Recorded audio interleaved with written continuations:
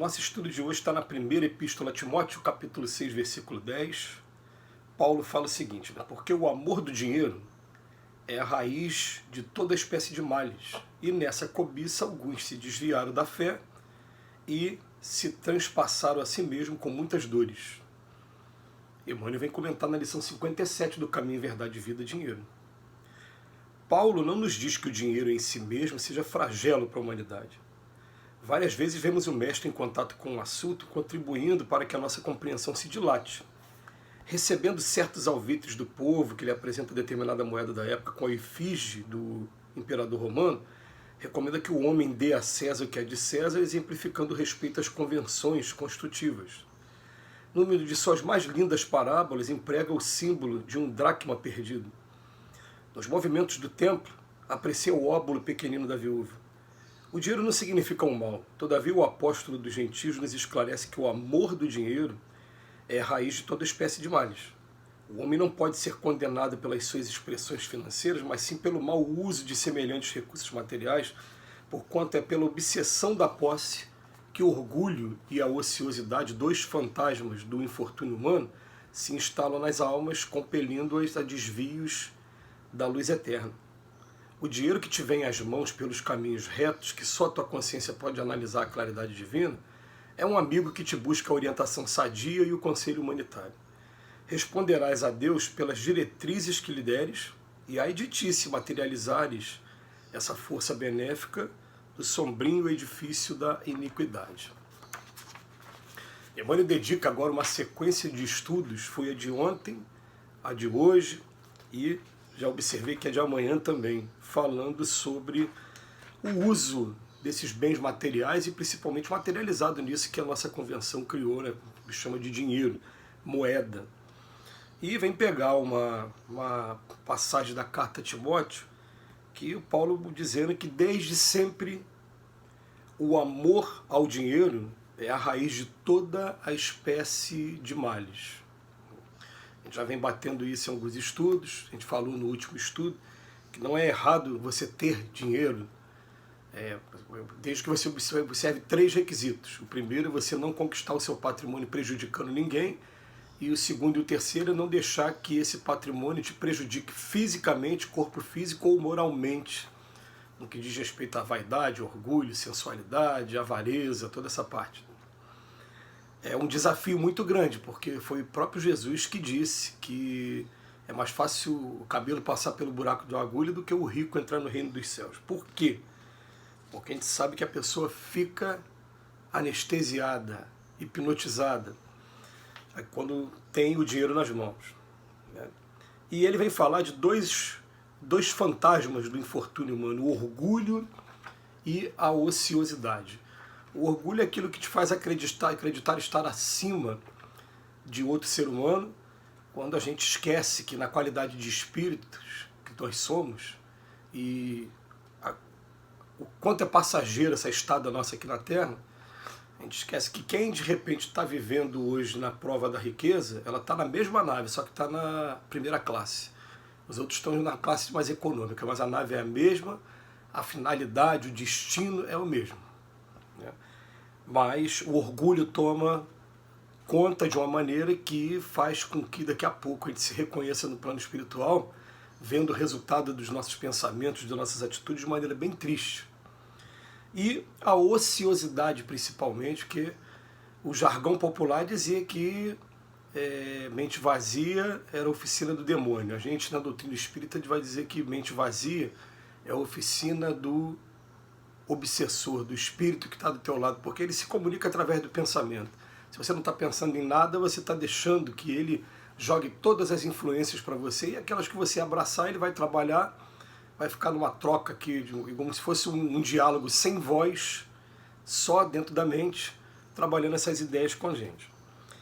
Mas ele fala para a gente, o dinheiro, na verdade, ele não significa um mal, e vem pegar passagens do Evangelho que Jesus utiliza como exemplo o dinheiro. E uma delas, talvez um dos maiores testes que Jesus passou, que é muito bonito você fazer a leitura, né, que o povo pagava imposto 3 vezes.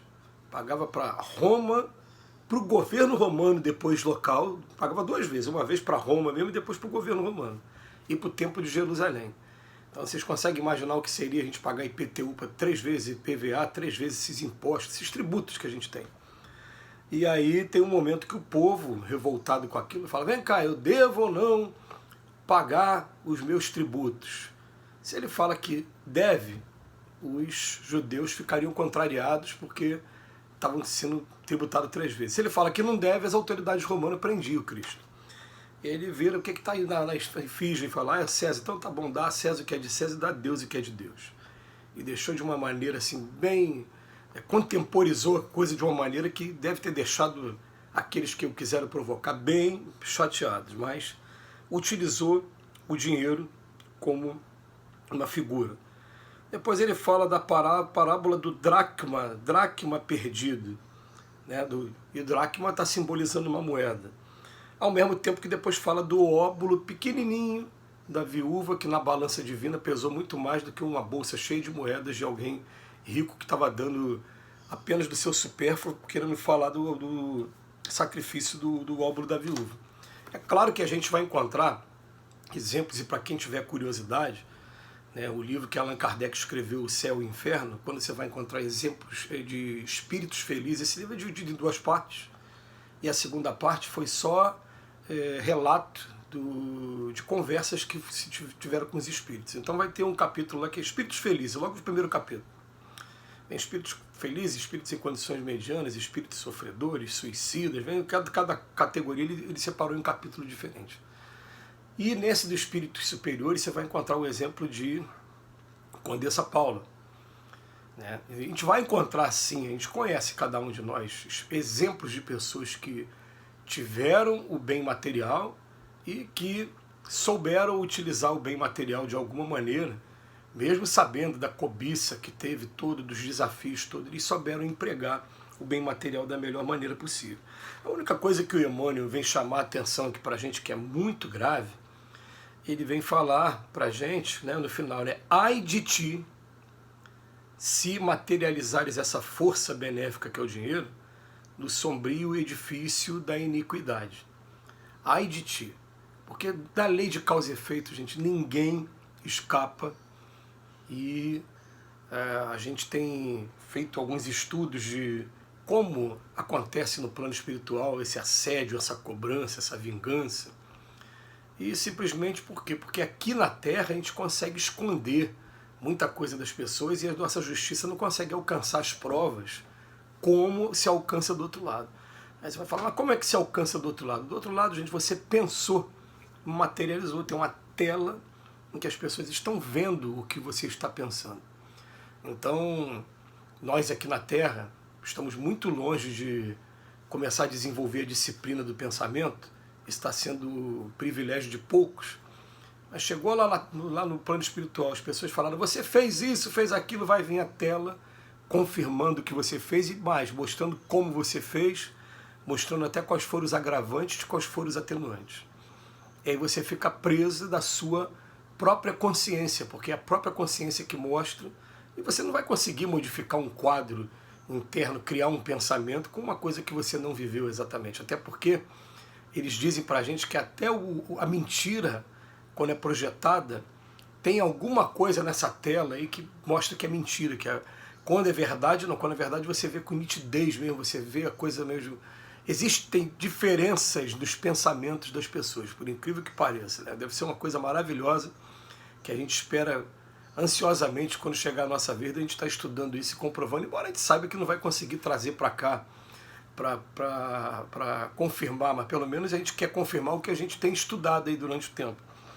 E aí o que acontece? Começa a mostrar os crimes, as iniquidades, as maneiras como você tratou o dinheiro, e aí você vai sofrer as consequências, os ataques, as cobranças daqueles que foram os prejudicados, enfim.